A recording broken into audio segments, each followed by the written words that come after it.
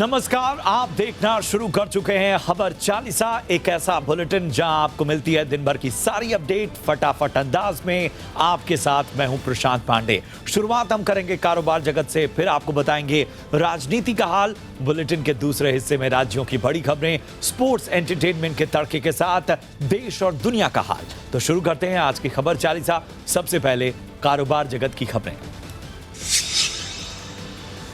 अक्टूबर दिसंबर तिमाही में देश की इकॉनमी 5.4% की दर से बढ़ी है। ये तमाम अनुमानों से कम रही है। इससे पहले यानी जुलाई से सितंबर तिमाही में जीडीपी ग्रोथ 8.4% रही थी। 2020 के अक्टूबर दिसंबर तिमाही में जीडीपी ग्रोथ 0.4% रही थी। तीसरी तिमाही में फार्म सेक्टर ग्रोथ सालाना आधार पर 4.1% से घटकर 2.1% रही। इसी तरह सालाना आधार पर मैन्युफैक्चरिंग सेक्टर ग्रोथ 8.4% से घटकर 0.2% पर पहुंच गई। इस दौरान सर्विस सेक्टर में शानदार ग्रोथ देखने को मिली और सालाना आधार पर यह -0.9% से बढ़कर 8.2% पर पहुंच गई। आपको बता दें कि आरबीआई ने मौजूदा वित्त वर्ष के लिए 9.2% जीडीपी ग्रोथ का अनुमान दिया है। भारत का फिस्कल डेफिसिट अप्रैल से जनवरी के बीच बढ़कर वित्त वर्ष 2021-22 के टारगेट का 58.9% हो गया है। अप्रैल से दिसंबर के दौरान ये पूरे साल के टारगेट का 50.4% रहा था। इस साल सरकार के फाइनेंसेस बेहतर स्थिति में रहे। वित्त वर्ष 2020-21 के पहले 10 महीने में फिस्कल डेफिसिट पूरे साल के रिवाइज टारगेट का 66.8% रहा था। जनवरी में 8 कोर इंडस्ट्रीज का ग्रोथ 3.7% रहा। इस दौरान कोल आउटपुट बढ़कर 8.2%, जबकि क्रूड ऑयल आउटपुट गिरकर 2.4% पर पहुंच गया। जनवरी में नेचुरल गैस आउटपुट बढ़कर 11.7% रहा, जबकि फर्टिलाइजर आउटपुट गिरकर 2% और सीमेंट आउटपुट बढ़कर 13.6% पर पहुंच गया। जनवरी में इलेक्ट्रिसिटी आउटपुट बढ़कर 0.5% रहा। कारोबारी हफ्ते के पहले दिन बाजार में गिरावट के साथ शुरुआत हुई, लेकिन बाजार बंद होने तक शानदार रिकवरी देखने को मिली। सेंसेक्स आज 529 अंक नीचे 55,329 पर खुला। इसने 56,324 का ऊपरी स्तर बनाया। सेंसेक्स में निचले स्तरों से 1,414 अंक सुधार देखने को मिला। इसी तरह निफ्टी भी निचले स्तर से 435 अंक सुधरा। कारोबार के अंत में निफ्टी 135 अंक चढ़कर 16,800 के करीब बंद हुआ। सेंसेक्स 388 अंकों की तेजी के साथ 56,247 के स्तर पर बंद होने में कामयाब रहा, लेकिन बैंक निफ्टी 225 अंकों की गिरावट के साथ 36,205 के लेवल पर बंद हुआ। भारी उतार चढ़ाव के बीच बाजार में लगातार दूसरे सत्र में बढ़त के साथ क्लोजिंग देखने को मिली। आज के कारोबार में metal, oil and gas, power और आईटी स्टॉक्स में बढ़त देखने को मिली। टाटा स्टील 6.5% और पावर ग्रिड 6% बढ़कर बंद हुए।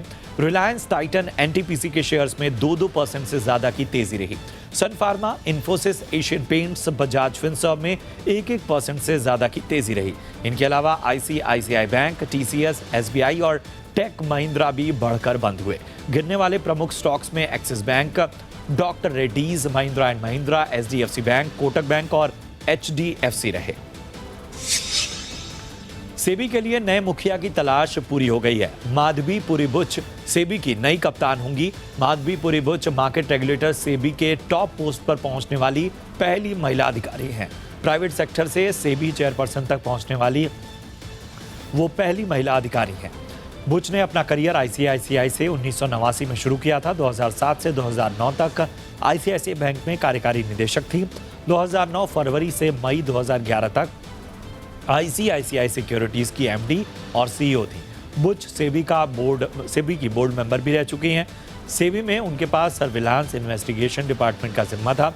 कैपिटल मार्केट बैंकिंग का अच्छा खासा अनुभव उनको है। सेबी में रहने के दौरान कड़े फैसले लेने के लिए वो मशहूर रही हैं। रिलायंस रिटेल ने फ्यूचर रिटेल के स्टोर्स बिग बाजार को अपने हाथों में लेकर उसके ब्रांड नेम को बदलना शुरू कर दिया है। इसके अलावा फ्यूचर रिटेल के कर्मचारियों को रिलायंस रिटेल के पेरोल पर भी रखा जा रहा है। न्यूज़ एजेंसी पीटीआई के मुताबिक रिलायंस इंडस्ट्रीज ने फ्यूचर रिटेल के करीब 200 स्टोर्स को अपने हाथों में ले लिया है और वहां काम करने वाले कर्मचारियों को नौकरी का ऑफर भी दिया है। फ्यूचर रिटेल का बिजनेस रिलायंस को बेचने का कानूनी तौर पर विरोध कर रही दिग्गज कंपनी अमेजॉन ने फिलहाल इस मामले में कोई टिप्पणी करने से इनकार कर दिया है। अगर आप सोने में निवेश करने का प्लान बना रहे हैं तो सॉवरेन गोल्ड बॉन्ड आपके लिए अच्छा विकल्प हो सकता है। निवेश के लिए सॉवरेन गोल्ड बॉन्ड आज से खुल गया है। इसमें 4 मार्च तक पैसा लगा सकेंगे। इस बार सॉवरेन गोल्ड बॉन्ड के लिए 5,109 रुपए प्रति ग्राम यानी प्रति बॉन्ड का भाव तय किया गया है। ऑनलाइन अप्लाई और डिजिटल पेमेंट करने पर प्रति ग्राम 50 रुपए का डिस्काउंट मिलेगा। सॉवरेन गोल्ड बॉन्ड में इशू प्राइस पर हर साल 2.5% का निश्चित ब्याज मिलता है। ये पैसा हर 6 महीने में बॉन्ड होल्डर के खाते में पहुंच जाता है। देश के 8 प्रमुख शहरों में घरों की कीमतों में 3 से लेकर 7% तक की बढ़ोतरी हुई है। PropTiger.com की रिपोर्ट के मुताबिक 2021 की दूसरी छमाही में बाकी सेक्टर्स के साथ ही हाउसिंग सेक्टर में भी रिकवरी आती हुई दिखी है।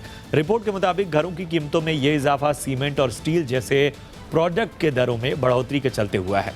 रिपोर्ट में कहा गया है कि अहमदाबाद और हैदराबाद में घरों की कीमत में सालाना आधार पर 7% की बढ़ोतरी हुई है। इसी तरह बेंगलुरु में घरों के दाम 6% और पुणे में 3% बढ़े हैं। सुपरटेक के नोएडा स्थित ट्विन टावर को तोड़ने की डेडलाइन आ गई है। नोएडा अथॉरिटी ने सुप्रीम कोर्ट को बताया कि सुपरटेक के एमराल्ड कोर्ट प्रोजेक्ट में 40 मंजिला ट्विन टावर्स को गिराने का काम शुरू हो गया है और 22 मई तक तोड़फोड़ का काम पूरा कर लिया जाएगा। अथॉरिटी ने कोर्ट को यह भी बताया कि एडिफिस की ओर से 22 अगस्त तक पूरे मलबे को साइट से हटा दिया जाएगा। सुप्रीम कोर्ट ने 7 फरवरी को नोएडा प्राधिकरण के सीईओ को 2 सप्ताह के भीतर ट्विन टावर को ध्वस्त करने का काम शुरू करने के लिए आवश्यक कदम उठाने को कहा था। यूक्रेन से भारतीयों को सुरक्षित वापसी में सहयोग के लिए प्रधानमंत्री ने अपने 4 मंत्रियों को यूक्रेन के आसपास के 4 देशों में भेजने का फैसला किया है। इनमें हरदीप सिंह पुरी, किरण रिजिजू, ज्योतिरादित्य सिंधिया और जनरल वीके सिंह शामिल हैं। यह ऑपरेशन गंगा की निगरानी करेंगे। हरदीप सिंह पुरी को हंगरी, किरण रिजिजू को स्लोवाकिया, ज्योतिरादित्य सिंधिया को रोमानिया और माल्डोवा और जनरल वीके सिंह को पोलैंड भेजा जा रहा है। यूक्रेन में फंसे भारतीयों को वापस लाने के अभियान को ऑपरेशन गंगा का नाम दिया गया है। भारत ने पहले ही पोलैंड, रोमानिया, हंगरी और स्लोवाकिया में कंट्रोल रूम बनाए हैं ताकि इन देशों से लगने वाली यूक्रेन की सीमा के जरिए भारतीयों को निकाला जा सके। यूक्रेन से भारतीयों को वापस लाने के अभियान में एयर इंडिया के साथ ही अब इंडिगो और स्पाइस जेट भी शामिल हो गई हैं। इंडिगो ने कहा है कि वो यूक्रेन में फंसे भारतीय नागरिकों को वापस लाने के लिए 2 उड़ानें शुरू करेगी। इंडिगो ने फिलहाल बुडापेस्ट और बुखारेस्ट से एक उड़ानों को शुरू करने का फैसला किया है।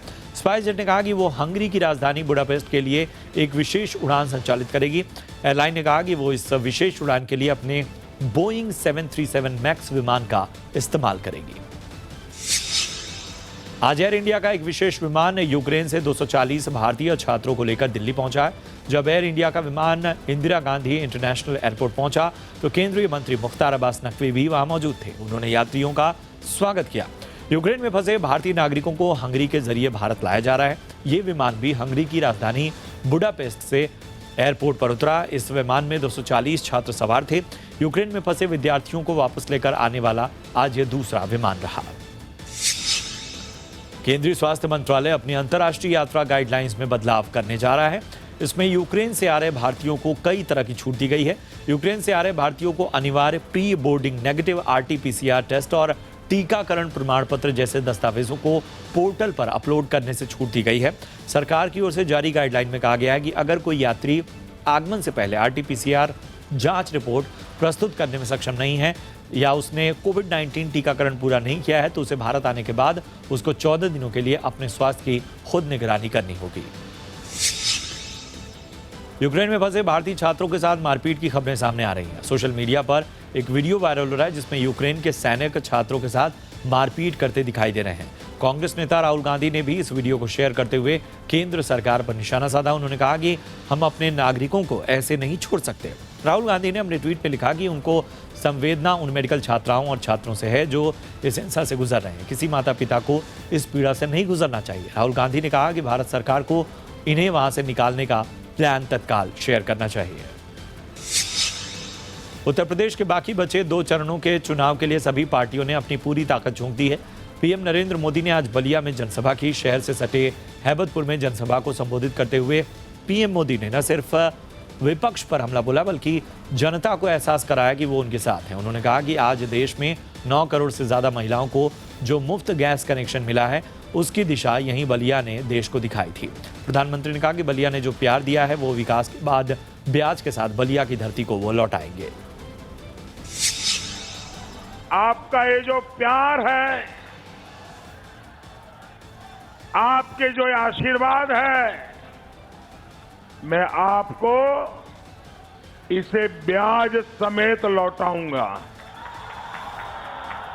और विकास करके लौटाऊंगा। इधर गृह मंत्री अमित शाह ने आज उत्तर प्रदेश के मैदावल विधानसभा क्षेत्र में जनसभा को संबोधित किया। उन्होंने कहा कि उत्तर प्रदेश में करीब 2000 करोड़ की जमीन माफियाओं ने कब्जाई थी। शाह ने कहा कि योगी सरकार ने जमीन को माफियाओं से मुक्त कराकर गरीबों के लिए आवास बनाया है। उन्होंने समाजवादी पार्टी पर निशाना साधते हुए कहा कि 5 साल पहले यूपी डकैती में, महिलाओं के साथ अत्याचार में, अपहरण फिरौती में, हत्या के मामलों में नंबर 1 था। उन्होंने कहा कि योगी सरकार में डकैती के मामलों में 70% की कमी आई है। 5 साल में डकैती में 70% की कमी करने का काम ये भारतीय जनता पार्टी की सरकार ने किया। लूट में 69% की कमी करने का काम ये भारतीय जनता पार्टी की सरकार ने किया है। हत्या में 29% की कमी करने का काम किया है। समाजवादी पार्टी अध्यक्ष अखिलेश यादव ने एक बार फिर दावा किया है कि उत्तर प्रदेश में उनकी सरकार बनने जा रही है। अंबेडकर नगर जिले की जलालपुर की सभा में उन्होंने कहा कि जिले की सभी 5 सीट इस बार सपा जीतने जा रही है। उन्होंने बुनकरों के लिए घोषणा करते हुए कहा कि सरकार बनने पर उन्हें फ्लैट रेट पर बिजली देंगे। अखिलेश ने कहा कि यह पहला चुनाव है जिसमें जनता पहले से मन बना चुकी है। उन्होंने बीजेपी पर तंज कसते हुए कहा कि सपा के पक्ष में ऐसी लहर चल रही है कि अब बीजेपी नेताओं ने घरों से झंडे उतारने शुरू कर दिए हैं। जोश और उत्साह ऐसा है कि विरोधी लोग देख रहे होंगे तो आज ही उनके होश उड़ गए होंगे।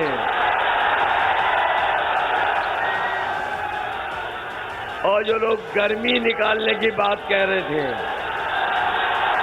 जो गर्मी निकालने की बात कह रहे थे, आज आप लोगों को देख करके उनकी गर्मी निकल गई होगी। मणिपुर विधानसभा चुनाव के पहले चरण में 38 सीटों पर आज वोट डाले गए। शाम 5 बजे तक 78% से ज्यादा मतदान हुआ था। मणिपुर के मुख्यमंत्री और हिंगांग से बीजेपी प्रत्याशी एन बीरेन सिंह ने इम्फाल में वोट डाला। पहले फेज में मणिपुर के 5 जिलों इम्फाल पूर्व, इम्फाल पश्चिम, बिष्णुपुर, कांगपोकपी और चुरांचांदपुर में वोट डाले गए। पहले फेज में कुल 173 प्रत्याशी मैदान में, इसमें 15 महिला प्रत्याशी शामिल हैं। मौसम विभाग ने दक्षिण भारत में इस हफ्ते के अंत में एक चक्रवाती सर्कुलेशन के चलते भारी से बहुत बारिश होने की संभावना जताई है। आईएमडी ने बताया कि दक्षिण अंडमान सागर और उससे सटे भूमध्य रेखीय हिंद महासागर के पास एक चक्रवाती सर्कुलेशन बना हुआ है। विभाग ने बताया कि इससे पश्चिम उत्तर दिशा की ओर बढ़ने की संभावना है। इसके चलते अगले 24 घंटे में बंगाल की खाड़ी के ऊपर एक कम दबाव का क्षेत्र बनने की संभावना है। मौसम विभाग ने बताया कि इसके चलते दक्षिण भारत के कई राज्यों में भारी बारिश और तेज हवाएं देखने को मिलेंगी। और यहां रुकेंगे एक छोटे से ब्रेक के लिए। ब्रेक के उस पार देश और दुनिया का हाल। आप बने रहिए हमारे साथ।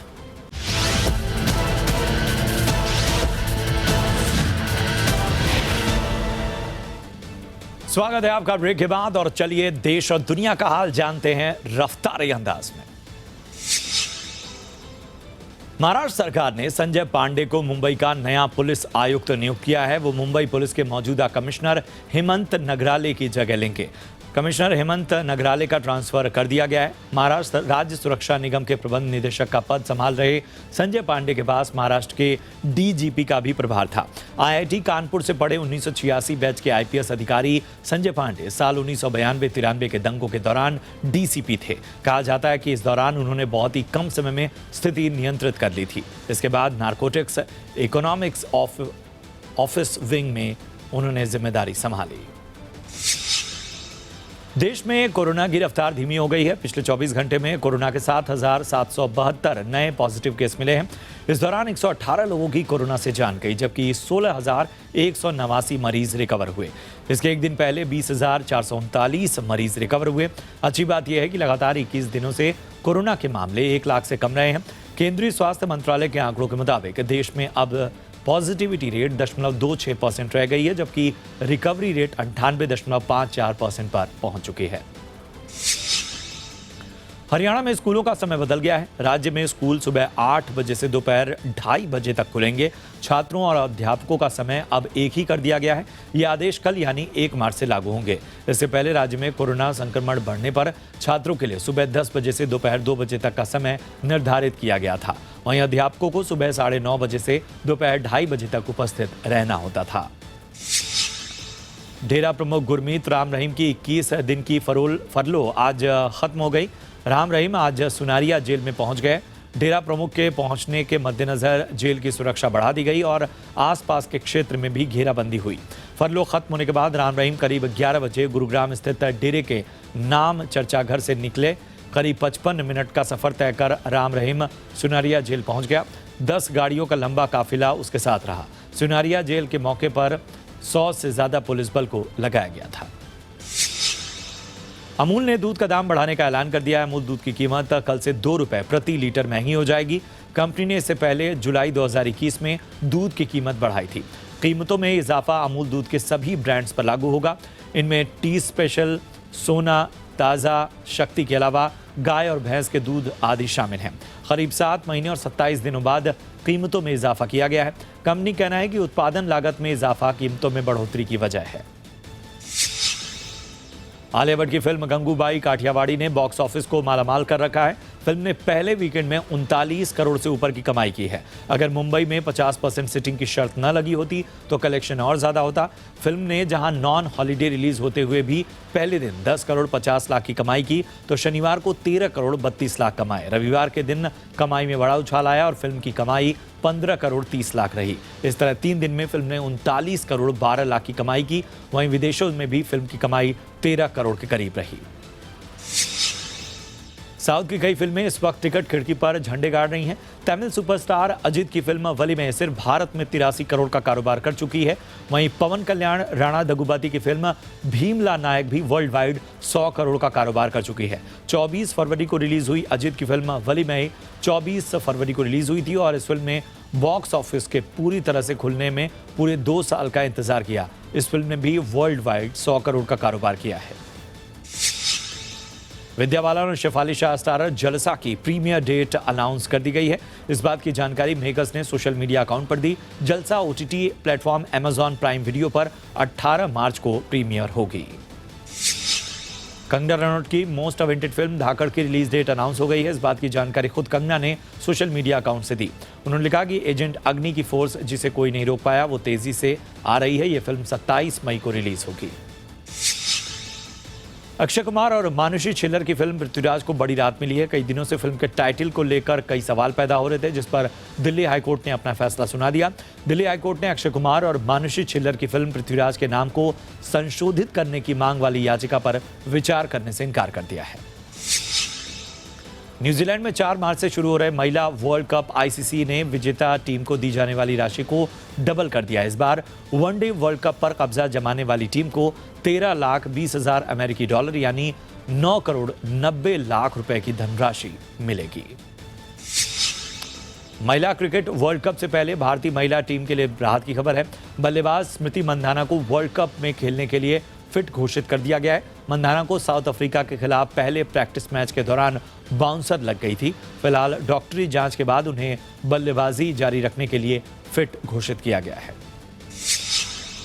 कोरोना के मद्देनजर 4 मार्च से न्यूजीलैंड में होने वाले महिला वर्ल्ड कप को लेकर आईसीसी ने सख्त रवैया अपनाया है। आईसीसी के सीईओ जॉफ अलांडस ने कहा कि टूर्नामेंट का सफल आयोजन खिलाड़ियों की समझदारी पर निर्भर करता है। उन्होंने कहा कि आईसीसी ने प्लेयर्स और टीम से कहा है कि वो समझदारी दिखाएं, ऐसी जगहों से दूर रहें जहां से संक्रमण फैलने की उम्मीद है। आईपीएल 2022 की 26 मार्च से शुरुआत होने जा रही है। खबरों के मुताबिक टूर्नामेंट का पहला मैच चेन्नई सुपर किंग्स और कोलकाता नाइट राइडर्स के बीच खेला जाएगा, जो कि वानखेड़े स्टेडियम में होगा। महाराष्ट्र सरकार ने सभी टीमों के लिए एक ग्रीन चैनल बनाने की अनुमति दी है और इससे उन्हें मैच या अभ्यास के लिए होटल से निकलने पर ट्रैफिक से बचने में मदद मिलेगी। पंजाब किंग्स ने मयंक अग्रवाल को अपनी टीम का कप्तान बनाया है। टीम ने उन्हें 12 करोड़ में रिटेन किया था। वो 2018 से इस टीम का हिस्सा है। यूक्रेन बेलारूस में रूस के साथ वार्ता को तैयार हो गया है। बेलारूस के विदेश मंत्रालय ने कहा है कि इसके लिए सारी तैयारियां पूरी हो चुकी हैं। यूक्रेन का प्रतिनिधिमंडल बेलारूस पहुंचकर वहां के प्रतिनिधियों से मिला और तमाम बातें हुई। दुनिया का सबसे लंबा cargo plane Antonov AN-225 Ukraine में रूसी हमले के दौरान नष्ट हो गया। यह विमान यूक्रेन की राजधानी कीव के पास एक एयरफील्ड में पार्क किया गया था। यूक्रेन के राष्ट्रपति जेलेंस्की ने कहा है कि रूस के खिलाफ लड़ाई में शामिल होने की इच्छा रखने पर यूक्रेन सैन्य अनुभव वाले कैदियों को रिहा करेगा। जेलेंस्की का यह बयान ऐसे समय पर आया जब उन्होंने कहा कि यूक्रेन से पुतिन को अपने सैनिकों को वापस बुलाना चाहिए। यूक्रेन के साथ चल रहे युद्ध के बीच रूस की प्रमुख न्यूज साइट्स हैक हो गई हैं। इन वेबसाइट पर यूक्रेन के पक्ष में मैसेजेस हैं। रूस की सरकारी समाचार एजेंसी तास और कोमरसंत के होम पेजेस को यूक्रेन के समर्थन में युद्ध विरोधी संदेश से बदल दिया गया है। पाकिस्तान के प्रधानमंत्री इमरान खान को पद से हटाने के लिए विपक्ष ने तैयारी कर ली है। विपक्षी नेताओं ने सेना से भी कहा है कि जब इमरान के खिलाफ अविश्वास प्रस्ताव लाया जाएगा तो इसमें दखल न दें। और इसी के साथ खबर 40 में आज के लिए इतना ही। दीजिए इजाजत, लेकिन आप देखते रहिए जी बिजनेस। नमस्कार।